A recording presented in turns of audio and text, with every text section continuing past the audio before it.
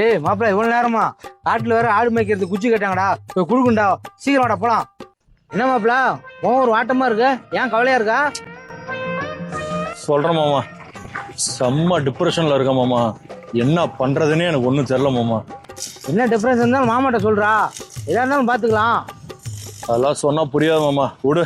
இருக்கிற டிப்ரெஷன்ல மாமா முன்னாடி ஒரு லாரி வருது பாரு, அதுல போய் விட்டுறலான் இருக்க மாமா. ஏய் என்னடா சொல்ற? ஆமா, இந்த பைக் ஒரு 150 ஸ்பீட்ல போய் சரியான வேகத்துல போய் அப்படியே கை எடுத்துட்டா எப்படி மாமா இருக்கும்? உன் கையில வச்சிருக்கல குச்சி, அந்த குச்சி வண்டி வேகமா போயிட்டு இருக்கு, வீலுக்குள்ள சொருனா எப்படி மாமா இருக்கும்? என்ன மாமா முன்னாடி அவனும் செத்து போயிட்டானு பணத்தை தூக்கிட்டு வரானா? ஏய் அவன் செத்தவனு விடுறா, கொஞ்ச நேரத்தை நான் செத்துருவாட்டுக்குறா. ஏய் நான் இறங்க வேண்டிய வந்துருச்சுடா, நிறுத்துறா. யோ இன்னொன்னு இறங்க வேண்டிய இடம் எவ்வளவு தூரம் போகணும்னு எனக்கு தெரியும், கம்முனு வாயா. ஏய் நிறுத்துறா, நான் சொல்றேன்ல நிறுத்துறா. என்னயா உன்கிட்ட பெரிய பிரச்சனையா இருக்கு? யோ நான் பைக்ல போறப்ப அது இதுன்னு பேச நினைச்சு பயந்துக்கிட்டியா? யோ எனக்கு ஃபுல்லா டிப்ரெஷன் குறைஞ்சிருச்சியா, பயப்படாதயா.